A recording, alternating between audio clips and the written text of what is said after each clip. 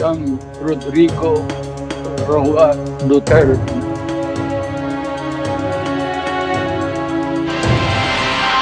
Eksklusibong nakausap ng GMA Integrated News ang tagapagsalita ng International Criminal Court o ICC. Tinalakay niya ang konsepto ng interim release o pansamantalang paglaya na hiling ng kampo ni dating Pangulong Rodrigo Duterte. Nakatutok si Maris Umali live mula sa The Hague, the Netherlands. Maris.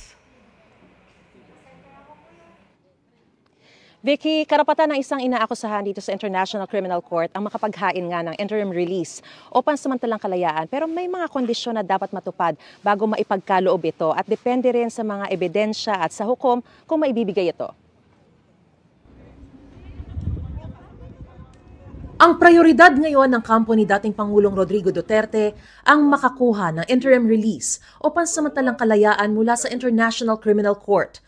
Sa exclusive interview ng GMA Integrated News, sinabi ni ICC spokesperson Dr. Fadi El Abdallah na ang mekanismo ng interim release ay bilang pagrespeto sa prinsipyo ng presumption of innocence.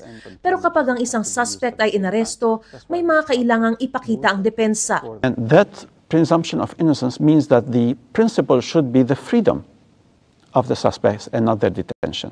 When the judges issue an arrest warrant, that means that they believe that the arrest of this specific individual is necessary, either because he or she are still committing crimes, or because he or she would not appear before the court and cooperate with it if the court issued a summons to appear and not an arrest warrant, or because they believe that maybe without arresting this individual, they may be creating obstacles or threats to the proceedings, to the investigation, or to the witnesses.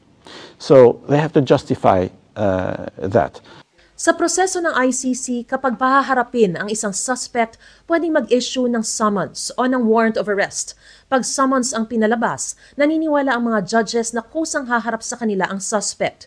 Kapag warrant of arrest ang in-issue, may pag-aalinlangan ng korte. An interim release can be requested if there is a possibility to put in place measures and conditions to ensure that if a person is released, none of that would happen, and that this person will be brought again before the court if the judges order so.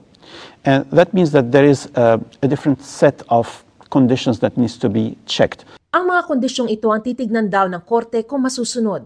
Sa nakaraang mga kaso, nilimitahan ang galaw ng nasasakdal, pinagbawalang makialam sa investigasyon, bawal kumausap ng mga testigo, at hindi siya maaaring gumawa ng public statements.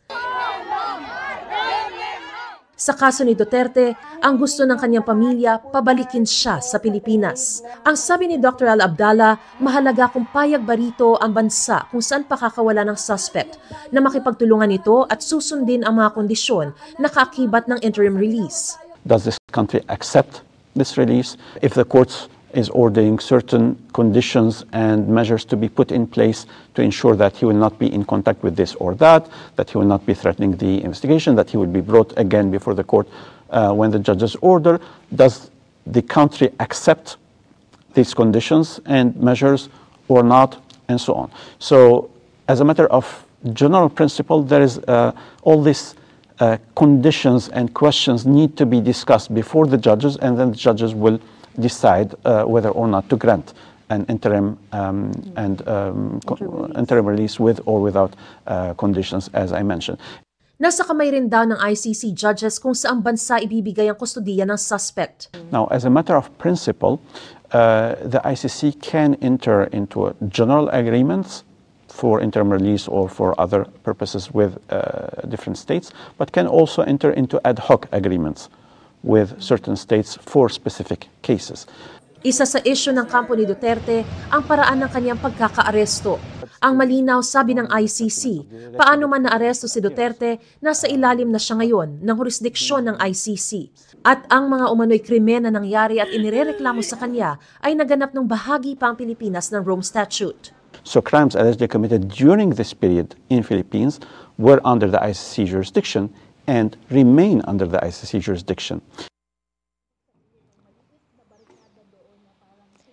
Vicky, samantala may mga pagkakataon daw noon na may nabigyan ng interim release pero hindi raw nangangahulugan na automatikong maaakwit na ito kalaunan. Depende pa rin daw kasi sa mga ebidensyang ipipresenta sa korte. Nilinaw din ni Dr. Abdallah na hindi makakaapekto sa mga desisyon ng hukom yung mga hakbang na gagawin ng mga taga-suporta ni dating Pangulong Rodrigo Duterte. Makakapag-desisyon lang daw kasi ang mga hukom depende sa mga ipipresenta sa korte.